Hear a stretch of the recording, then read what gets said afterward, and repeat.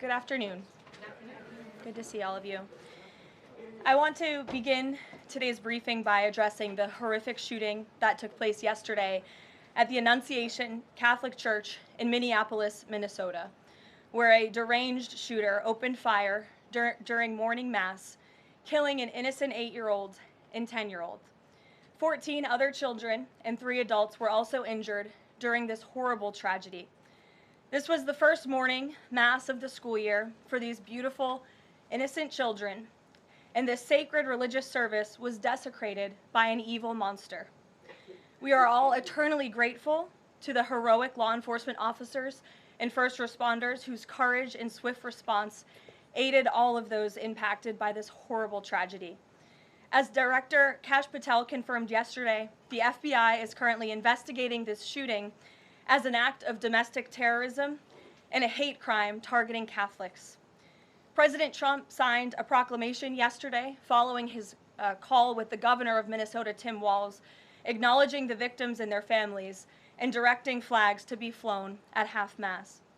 President Trump and the First Lady encouraged the entire nation to join all of us in praying for the victims and their families as they face unimaginable grief and loss.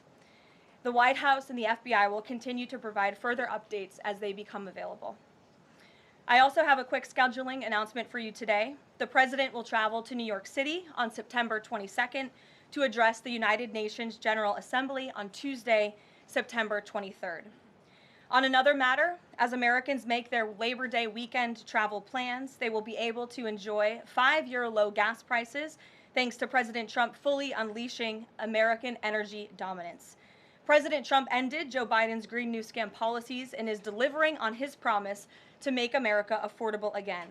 These savings at the pump are giving everyday American families more room in their budgets at the end of each month, which is the exact opposite of what we saw under the previous administration. And as we commemorate Labor Day this year, we finally have a president who fights and delivers for the American worker every single day. President Trump believes that American workers are the heart and soul of our economy and our national identity, which is why he's championed an agenda that puts them first always. For decades, the hardworking men and women of our country who built the greatest nation in world history were sold out by selfish, greedy, short-sighted globalists who put our country on a path to economic and cultural ruin. They hollowed out our factories and towns and betrayed the American working class by shipping jobs overseas and importing millions of low-wage migrants to replace American workers. Under President Trump, this national disgrace is over. American workers are, once again, being put at the center of national trade policy, and the dignity of American labor is being defended. As a result, President Trump has already brought in nearly $10 trillion in new private and foreign investments so that the top businesses in the world can create high-paying jobs in America and hire American workers to fill them. In fact, since President Trump took office, the economy has added more than 500,000 new jobs to the workforce.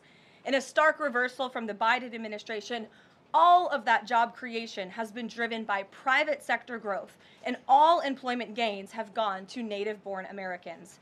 Wages for blue-collar workers are now rising at the fastest rate in the past 60 years. And the average American worker has already seen a $500 wage increase this year alone. Thanks to the largest middle tax cuts ever signed into law by President Trump, with no tax on tips, no tax on overtime, no tax on Social Security, Americans in all 50 states will keep more of their hard-earned money. The average American taxpayer will see a tax cut of nearly $4,000 because of these pro-growth provisions, according to analysis from the Nonpartisan Tax Foundation. In other news, President Trump continues to deliver on his promise to restore law and order to our nation's capital. Since President Trump's intervention, there have been more than 1,283 arrests right here in the District of Columbia. Total crime in D.C. is down 19%, and violent crime is down 30%. Carjackings in the district are down 67%. Homicides are down 57%. Robberies are down 40%. Motor vehicle thefts are down 32%. And assaults with dangerous weapons are down 23%. And property crime is down 18%. These numbers prove the president's bold actions to make D.C. safe and beautiful again are working, just like he said they would. And that's why on Monday, the president took additional action to sign an executive order taking steps to ensure that cashless bail in Washington, D.C. is eliminated. For too long, D.C.'s reckless cashless bail policies have allowed dangerous criminals to be quickly released, which endangers everyone who lives in and visits our wonderful capital. No cash bail has also foolishly forced law enforcement to repeatedly arrest the same offenders over and over again, only for them to be released back into our nation's capital. This is the definition of insanity, and the president is seeking to end it.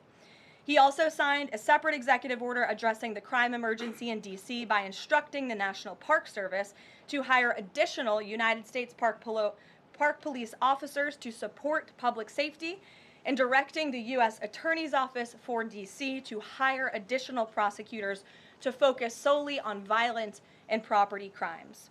So while liberal Democrats across the country continue to double down on their failed soft on crime approach, the American people, including local D.C. leadership, business owners, and residents, are rallying behind President Trump's crime crackdown.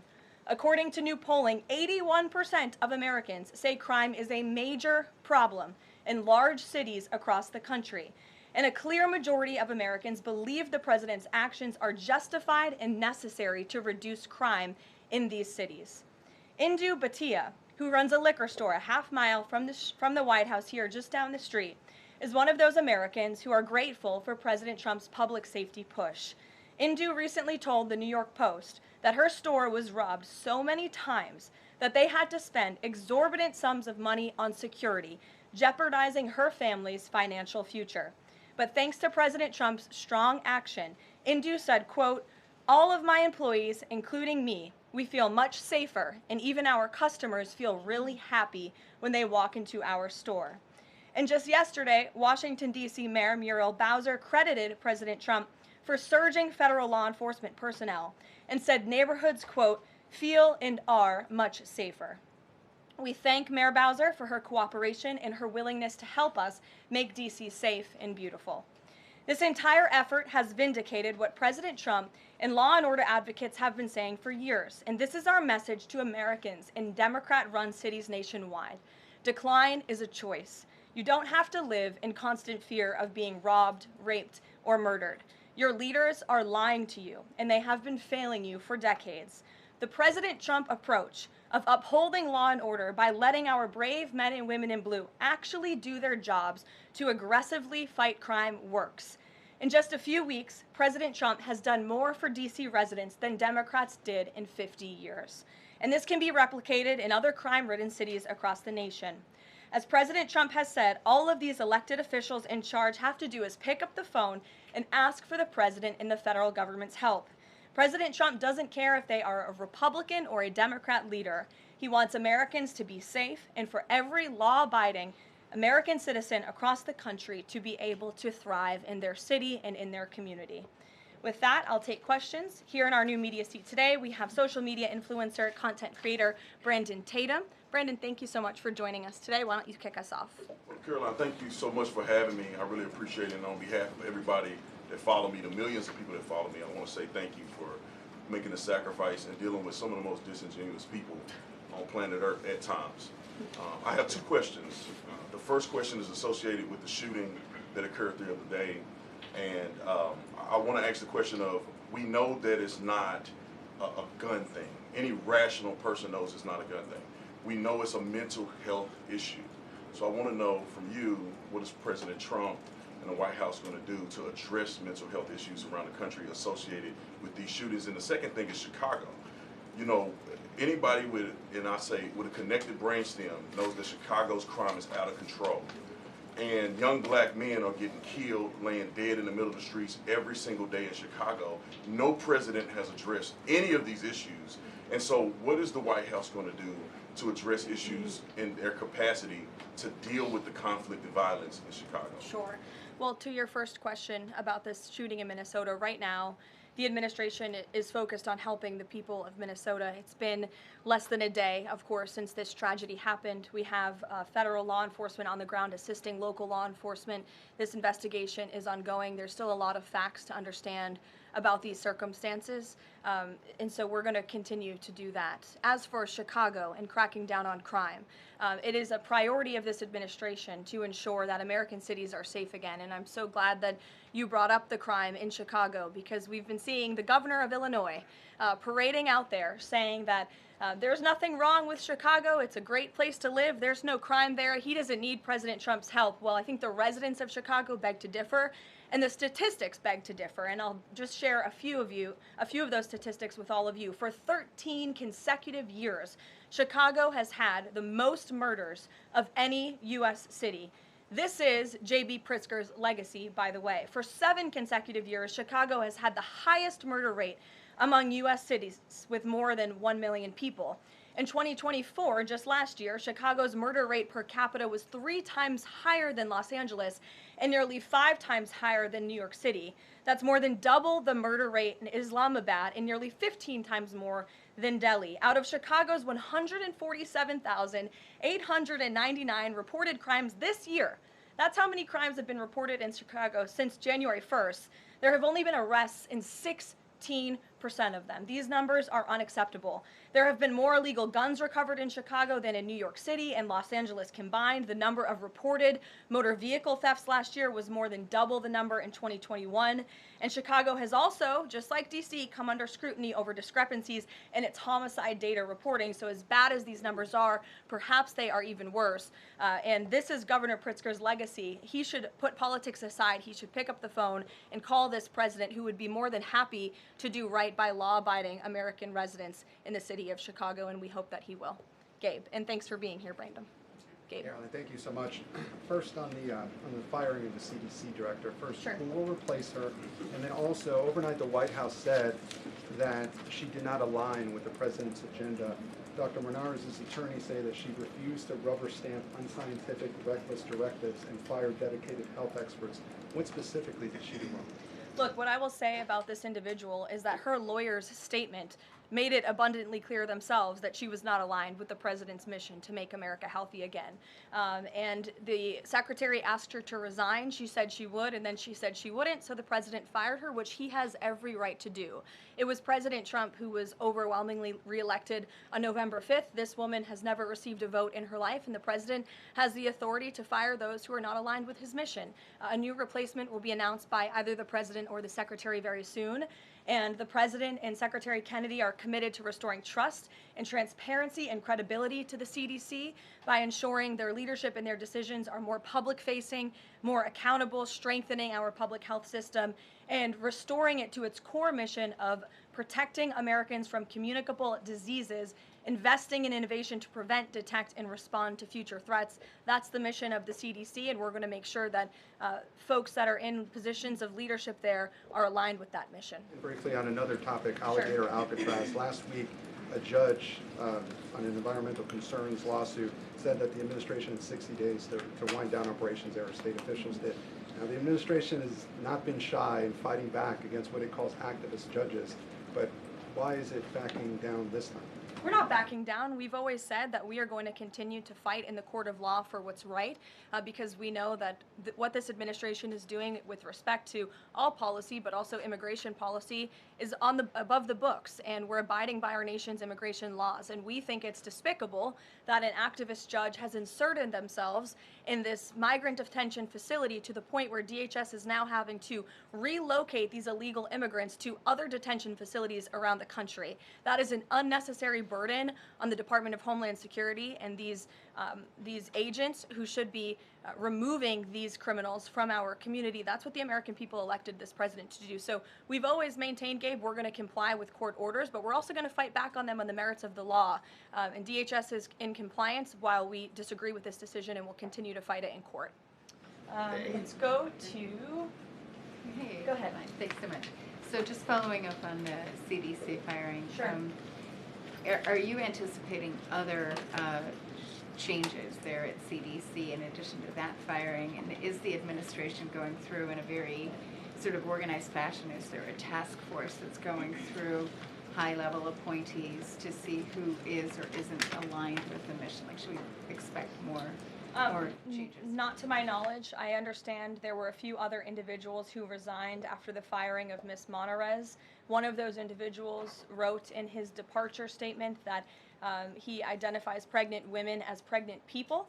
So that's not someone who we want in this administration anyway. So if people are not aligned with the president's vision and the secretary's vision to make our country healthy again, then we will gladly show them the door. Karoline, can I just Go to the back. Thank you, Yes. Karoline. No, behind you, Andrew. Go ahead. Oh, thank you, Karoline.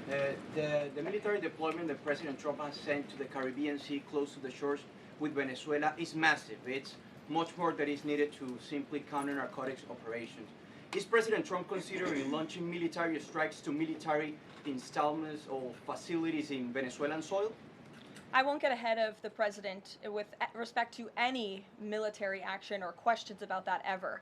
But what I will tell you is that many Caribbean nations and many nations in the region have applauded the administration's counter-drug operations and efforts, and the president is prepared to use every element of American power to stop drugs from flooding into our country and to bring those responsible to justice. And as I've said from this podium before, the Maduro regime is not the legitimate government of Venezuela. It is a narco-terror cartel. Maduro is not a legitimate president. He is a fugitive head of this drug cartel. He has been indicted in the United States for trafficking drugs into our country, and it is the utmost responsibility of this president and this administration to prevent the illicit flow of drugs into our country and to protect citizens from those deadly poisons. Reagan. Thanks, Caroline. I have two questions for you. Sure. Democrats, including former White House Press Secretary Jen Psaki and Minneapolis Mayor Jacob Frey, attacked prayer and pushed gun control in the aftermath of yesterday's shooting. What's the White House's response to their comments? Yes, I saw the comments of my predecessor, Ms. Psaki, and frankly, I think they're incredibly insensitive and disrespectful to the tens of millions of Americans of faith across this country who believe in the power of prayer, who believe that prayer works, and who believe that in a time of mourning like this, when beautiful young children were killed while praying in a church, it's utterly disrespectful to deride the power of prayer in this country, and it's disrespectful to the millions of Americans of faith. And I would encourage Ms. Psaki to pray for these families themselves who need it right now more than ever. My second question for you is that there have been media outlets who have glazed over the fact that the shooter was confused in their gender identity. Does the administration believe that this element needs to be investigated in the shooting? All of the elements are being investigated in the shooting, absolutely. Which is why part of the reason the FBI director came out and immediately confirmed that facet of the investigation. John. Thanks a lot, Caroline. Two questions on two separate issues. First of all, the drone and missile strikes that took place overnight in Ukraine. General Keith Kellogg, the president's special envoy, has described these attacks as egregious. Do you agree with that description, and do you view President Putin as an impediment to getting peace between these two countries? Well, it's not about if I agree, it's about what the president thinks, and I know what the president thinks because I talked to him about this. He was not happy about this news, but he was also not surprised. These are two countries that have been at war for a very long time. Russia launched this attack on Kyiv, and likewise, Ukraine recently dealt a blow to Russia's oil refineries. They have taken out, as a matter of fact, 20% of Russia's oil refinery capacity over the course of their attacks throughout the month of August. So the president is continuing to watch this intently, and this killing, unfortunately, will continue as long as the war continues, which is why the president wants it to end. And that's why he's worked harder than anyone to end this war, which would have never started if he were president. But perhaps both sides of this war are not ready to end it themselves. The president wants it to end, but the leaders of these two countries need it to end and want it to end, must want it to end as well. And I think the president will make some additional statements on this later. My second question has to do with, Carrie. I just had one more, if I may. It has to do with the president's intention to remove Lisa Cook as a member of the Federal Reserve Board. He is going or acting upon allegations that have been made by Trump administration official Bill Pulte. These are just allegations. She hasn't been convicted yet of any crime. Is the administration opposed to allowing Ms. Cook to have due process, to challenge what has been alleged against her? I believe she is challenging it. I believe she just filed a lawsuit today, and Mr. Pulte has deferred those allegations over to the Department of Justice to investigate them. What I will say is that you had these mortgage receipts very clearly shown to the president, and he has the cause that he needs to fire this individual. He laid it out in the letter that he provided to her and to the public as well. And so we'll continue to fight this battle. Carrie. Hi, Caroline. So the president just announced that he wants to have a convention right before the midterms next year. The DNC has countered that they too want to have a convention right before the midterms as well. What's the White House's response to that? And can you give us just a little bit of a hint or a tease here as to how the president envisions a convention for the midterms? Look, the president put out a statement on this earlier today. I'll let him speak further on the plans that he envisions, but I think he's very proud of the accomplishments and the achievements of his administration, as he should be. The most secure border in United States history, a crackdown on crime here in our nation's capital, an attack or a reversal of the attack on our energy industry from the previous administration. As I just pointed out to you, gas prices today, this Labor Day, are the lowest they've been since Labor Day in 2020. Our economy is bringing in trillions of dollars in revenue from all over the world again. So there's so much for Republicans and for the president and for Americans across the country to be proud of, and I think the president wants to see that celebrated. But for any further details on this as they come, we'll provide you with them. Iris. Thank you, Caroline. 2 questions on the shooting. What's the administration's message to some concerned parents across the country who might be now worried about their kids' safety in light of the latest incident? We completely and totally understand the concerns of parents across the country. This tragedy it's heartbreaking. As a parent myself, there are no words to describe just the heartbreak that these families must be enduring, which is why the president and the first lady have encouraged everyone to continue to pray for these families and these victims. And it's why this administration is focused on removing public safety threats from our communities. And in fact, I can share with all of you that last night in Washington, D.C., when arrests were being made, there was an arrest of a juvenile right here in D.C. in Ward 7 for threats to kidnap and injure, receiving stolen property, possession of a large capacity feeding device, unlawful possession of firearms and ammunition. A search warrant was executed, 7 firearms were recovered, and the juvenile was arrested after an investigation was initiated based on social media posts allegedly threatening violence towards a school.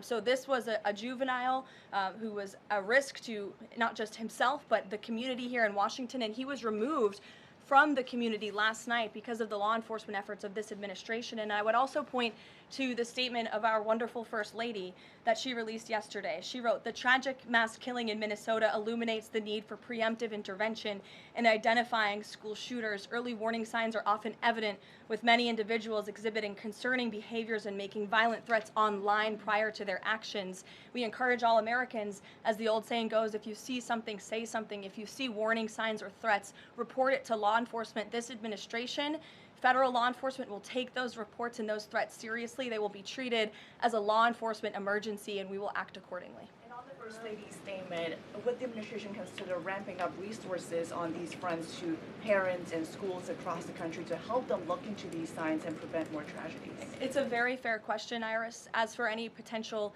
future policy decisions or funding questions, it's just been over 24 hours since this tragedy occurred. Right now we're focused on the FBI and their investigation and uncovering all the facts, and we'll leave those very important policy discussions to another day. Thank you, Caroline. Go ahead. Megan. I had a question about the Lisa Cook lawsuit that you mentioned. Does the president plan to wait until that lawsuit is resolved to appoint her replacement? I will leave that to the president to make that decision in that announcement himself. Brian. Thank you, Caroline. 2 questions. Bouncing off the CDC, situation with CDC, I'm curious if administration officials are pushing back on the president's agenda, privately, publicly, however, should they fear to lose their jobs going forward? Look, I think if you're doing your job well, and if you are executing on the vision and the promises that the president made to the public who elected him back to this office, then you should have no fear about your job. Just do your job. That's what this president wants to see.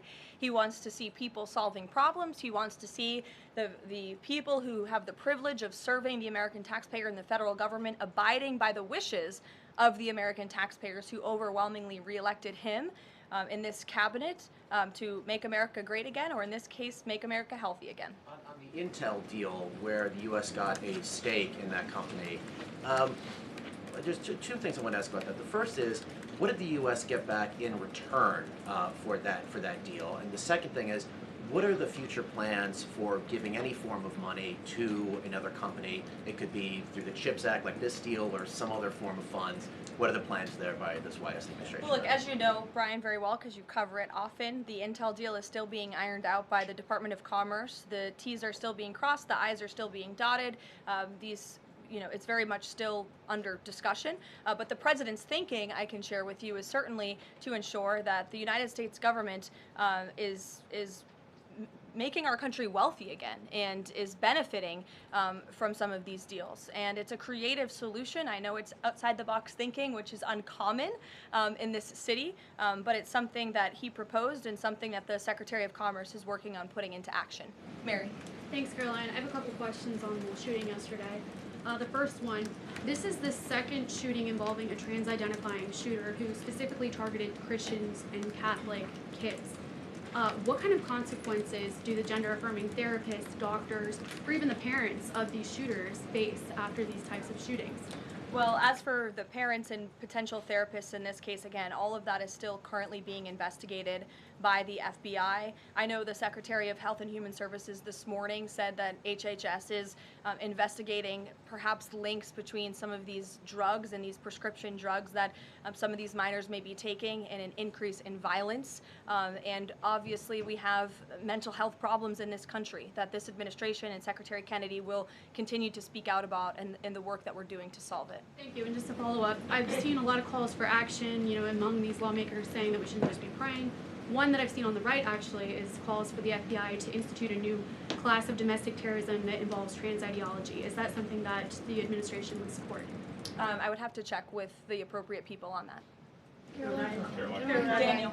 Thank you, Caroline. We saw some new revised economic data come out today showing the U.S. economy moved at a 3.3% clip, largely buoyed by a surge in capex. What's the White House reaction to this, and is this sort of the president's vision beginning to come to life after the Big Beautiful Bill was passed in July? Yes, I mean, look, we did say that once the Big Beautiful Bill was signed into law, we're going to see the effects of this massive pro-growth piece of legislation. As I laid out for you as we head into the Labor Day weekend, there's many positive economic indicators that the American people can be hopeful about. But don't forget, we are reversing 4 years of reckless spending from the previous administration, of slamming regulations down the throats of American business owners and consumers across the country. But the administration is working very hard to unravel all of that and to ensure that small business owners and workers are thriving and that they have more money in their own pockets to spend. Thank you. Thanks so much, Caroline. Back on the CDC, there was reporting that some of the initial problems between RFK and the CDC director stemmed from miscommunications or differences on vaccine policy. So I wonder if you could just say whether or not the president believes that the COVID vaccine should be available to and covered by insurance for all Americans regardless of age and pre-existing conditions. What I will tell you is that the FDA recently revoked the emergency use authorizations for 3 COVID vaccinations while simultaneously greenlighting 4 new COVID-19 vaccines with 2025 and 2026 formulas. The reason for the revocation of that emergency use authorization is because obviously the COVID pandemic and the public health emergency is over.